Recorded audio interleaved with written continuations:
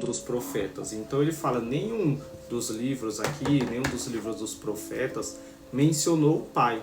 Eles mencionaram Jesus, que Jesus iria vir, mas nenhum deles trouxe. Então isso já traz a visão, que sempre eu pontuo bem, nos livros gnósticos, Jesus fala que o pai dele não é o Deus dos judeus.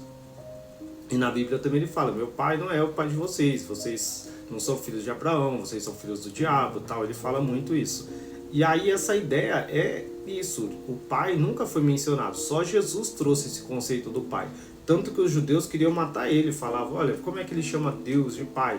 Mas ele não estava falando Deus dos judeus, ele estava falando meu pai que está nos céus, o pai celestial. Sempre ele falava, ele não falava o Deus de Abraão só, aquele que criou, que falou com Moisés na sarça.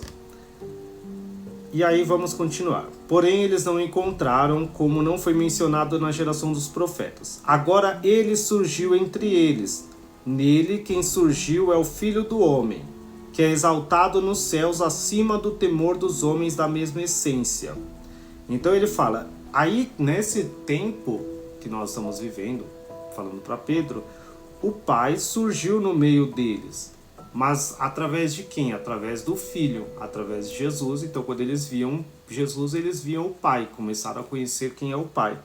Porque você conhece o Pai através do Filho. E aí ele fala que é exaltado nos céus, acima no temor dos homens da mesma essência. Então Jesus ele é exaltado acima de todos os céus e também no temor dos homens da mesma essência, que somos nós, temos a essência do Pai. Porém, tu mesmo, Pedro, te tornas perfeito de acordo com o teu nome, unido ao meu, aquele que te escolheu, pois de ti eu estabeleci uma base para os demais que convoquei ao conhecimento. Então aqui ele fala que ele, através de Pedro, iria trazer o conhecimento a todas as pessoas que ele escolheu. E ele fala, seja forte, imitando a honradez daquele que te convocou, que é Jesus, por causa da rejeição que ocorreu nele. Aqui ele já vai falando das coisas que ocorreram com Jesus, que é dos tendões e tal. E aí aqui eu vou continuar. Enquanto ele estava proferindo essas coisas, eu vi os sacerdotes e as pessoas correndo até nós com pedras, como se fossem nos matar, e eu temia que morrêssemos. Aqui é Pedro falando, eu estava com medo de morrer. Então todos eles vieram contra nós. E aí Jesus disse assim para mim, Pedro falando, Pedro, tenho te dito muitas vezes que eles são cegos, sem orientação. Se tu desejas conhecer suas cegueiras, coloca tuas mãos sobre os teus olhos, teu traje, e diz o que vês. Então ele fala que os olhos são os trajes, os olhos são os trajes. Então ele fala, coloca a mão sobre os teus olhos e diz o que vês. Então ele fecha o olho e diz o que você vê. Mas quando eu fiz, Pedro falando que fechou o olho, não vi nada. E aí Jesus disse, ele disse, ninguém enxerga desta maneira, ninguém vê sem enxergar. Até eu lembro do filme do incrível caso de Henry Sugar, que é aquele cara do Doutor Estranho, que ele vê sem enxergar, sem olhar. E aí Jesus fala assim, novamente ele me disse, tenta novamente. Então Jesus falou para ele, tenta de novo, vai, fecha o olho. Aí ele fechou o olho e aí ele fala assim, eis que veio a mim o medo com júbilo, um temor com alegria. Pois vi uma nova luz, mais reluzente que a luz do dia. Então quando ele fechou os olhos, ele viu uma luz nova, mais reluzente do que a luz do sol, que é a luz do dia. E em seguida, ela desceu até o Salvador. Então Jesus estava falando com ele, ele viu uma luz maior do que a luz do sol descendo até o Salvador. Isso é gnosticismo, gente. Então contei a ele sobre o que havia visto. E ele me disse novamente, levanta tuas mãos e ouve o que os sacerdotes e as pessoas estão dizendo. Então ele falou, levanta as mãos e presta atenção o que eles estão dizendo. Então Pedro, além de ver a luz, ele conseguia depois ouvir o que os sacerdotes iriam falar em oculto lá.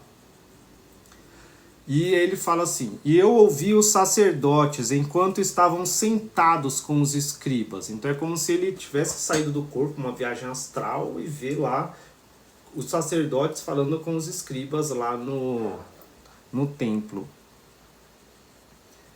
as multidões estavam clamando com suas vozes. Quando ele ouviu essas coisas de mim, Jesus, ele me disse: presta atenção e ouve as coisas que estão dizendo. E eu, Pedro, ouvi novamente. Enquanto sentas, eles estão te louvando. E aí Jesus fala para ele: e quando eu disse essas coisas, o Salvador disse: tenho te dito é que essas pessoas são cegas e surdas. Aqui ele falando dos sacerdotes, que eles eram cegos e surdos. Então ouve as coisas que elas estão te contando em um mistério e as guarda. Não as conta aos filhos desta era, deste tempo aqui, lá 2000 anos atrás. Pois eles te blasfemarão nesta geração, pois são ignorantes de ti, Pedro. Entretanto, eles o louvarão em conhecimento. Então, ele vai falar assim: agora nessa era, eles te blasfemam, mas nos anos vindouros, eles vão louvar o teu conhecimento. É o que nós estamos fazendo agora. Você vê um livro desse, você fala como Pedro escreveu isso, como Pedro viu isso. Lá naquela época, se ele falasse e mostrasse esse livro para as pessoas matariam ele, como mataram ele, crucificando ele de cabeça para baixo. Mas aí Jesus fala: não fala para ninguém, mas ele falou. E aí ele continua aqui, Jesus falando: muitos aceitarão o nosso ensinamento no princípio. Então muitas pessoas no início aceitaram Jesus, aceitaram o que Pedro e os outros apóstolos falavam. E eles se afastarão de seus erros, novamente pela vontade do Pai. Então ele falou: eles vão se afastar do erro, que o erro é o ensinamento dos judeus, pela vontade do Pai. Pois fizeram o que ele desejou. E ele os revelará em seu julgamento, isto é, os servos da palavra. Porém, aqueles que se misturaram com estes deverão se tornar os seus prisioneiros, pois não possuem a percepção. Tá? Aqui ele está falando que aqueles que eram os sacerdotes iriam depois pegar as pessoas no julgamento, iriam julgar elas, falar da lei para elas, e elas iriam cair de novo presas na lei, que é o que acontece hoje. As pessoas são libertas por Cristo, mas depois elas se prendem de novo a leis dos anjos, a lei do Antigo Testamento, que pode, não pode, pode usar saia, não pode usar isso, não pode fazer isso, não pode comer isso, não pode ouvir isso e tal. E ele fala: porém aqueles que se misturaram com estes deverão se tornar seus prisioneiros, pois não possuem a percepção. Então aqueles que não possuem a percepção e caem nessas ladainhas, nesse pensamento, vão se tornar prisioneiro da lei de novo. E o sincero, bondoso e puro, eles empurram ao obreiro da morte e ao reino daqueles que louvam a Cristo na ressurreição, Cristo restaurado aqui, em outra tradução ele fala. Então aqueles que são bondosos, sinceros, eles empurram para o reino da morte, para o obreiro da morte. Então eles começam a empurrar eles para aquilo que é a morte. E aí ele vai falando que eles vão louvar um Cristo restaurado, que é o que Paulo trouxe, que foi um Cristo restaurado. Misturou a doutrina dos fariseus com o cristianismo. E eles louvam os homens que propagam a falsidade, aqueles que virão buscá-lo. Aí aqui ele fala: aqueles que vão propagar a falsidade, depois ainda vão vir e vão te buscar, que foi o que aconteceu, que eles foram lá para matar Pedro depois.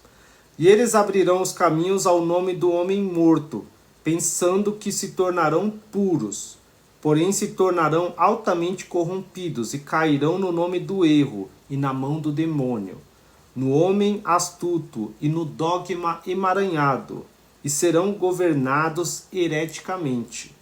Então aqui ele vai falando que eles vão cair no nome de um homem morto. Aqui em outra tradução fala de Hermas, que tem o livro Pastor de Hermas, que eles têm uns outros conceitos diferentes do cristianismo, e eles pregam, e é o que acontece em algumas religiões hoje, em algumas partes, que eles não pregam Cristo vivo, eles pregam Cristo morto, eles enfatizam Jesus na cruz e mantêm Jesus na cruz, e ninguém entende Jesus como luz, como a luz que está acima de tudo, mas sempre como um homem morto. E aí ele fala: alguns deles blasfemarão a verdade e proclamarão o ensinamento do mal, e dirão coisas malévolas uns aos outros. Alguns serão chamados aqueles que se mantêm no poder dos arcontes, de um homem e de uma mulher nua, que é diversa e sujeita a muito sofrimento. E aqueles que proferem essas coisas perguntarão sobre os sonhos. E se disserem que o sonho veio de um demônio digno de seus erros, então eles deverão ser oferecidos à perdição, ao invés da integridade.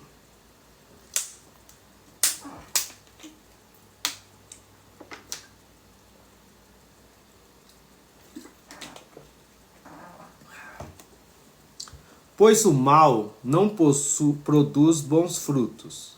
O lugar do qual cada um deles é produzido é semelhante a si mesmo. Nem toda alma é da verdade, nem da imortalidade, pois cada alma destas eras tem a morte ligada a ela na nossa visão. Porque são sempre escravas, tendo em vista que foram criadas para os seus desejos e sua eterna destruição, na qual elas pertencem e da qual elas são. Elas amam as criaturas da matéria que nelas vieram à vida. Porém, as almas imortais não são como estas, ó Pedro.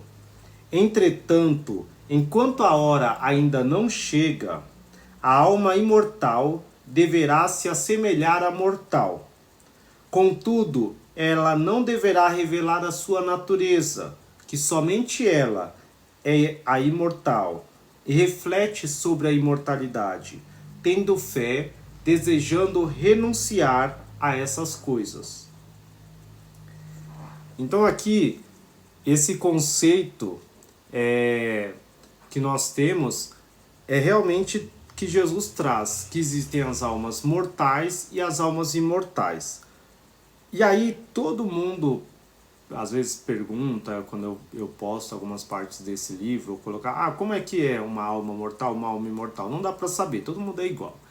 A diferença é, como eu falei no início, tem pessoas que vivem para a matéria, que só vivem buscando a matéria, e a alma imortal só ela sabe dentro de si mesma, que ela deseja a fé, ele fala aqui. Ela deseja renunciar a essas coisas. Por mais que ela esteja no mundo, ela sempre está querendo renunciar ao mundo.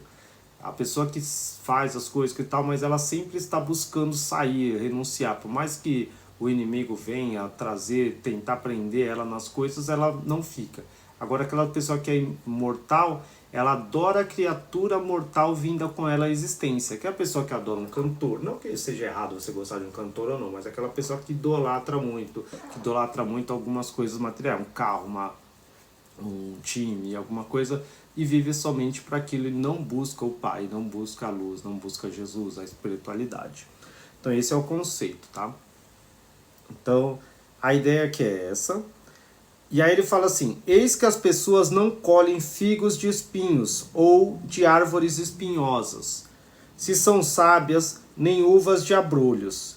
Eis que aquilo que está sempre se tornando vem daquilo do que sempre é, e vindo daquilo que não é bom, se tornará destruição para si, a alma e a morte. Porém, aquela alma imortal que existe no eterno está no único da vida e na imortalidade da vida que elas se assemelham. Portanto, tudo aquilo que existe não se dissolverá no que não existe. Os cegos e surdos se unem apenas com o seu próprio tipo. Entretanto, os demais deverão se afastar das palavras malévolas e dos mistérios enganosos. Alguns que não compreendem o mistério falam de coisas que não compreendem, mas se vangloriarão que o mistério da verdade somente pertence a eles. E em arrogância se prendem ao orgulho, invejando a alma imortal que tem se tornado uma promessa. Cada autoridade, regra e poder dos arcontes deseja estar com estes na criação do mundo, para que aqueles que não estão, tendo sido esquecidos por aqueles que estão, possam louvá-los, apesar de não terem sido salvos, nem terem sido trazidos ao caminho por eles, sempre desejando que pudessem se tornar imortais. Pois a alma imortal recebe o poder no espírito intelectual. Entretanto, imediatamente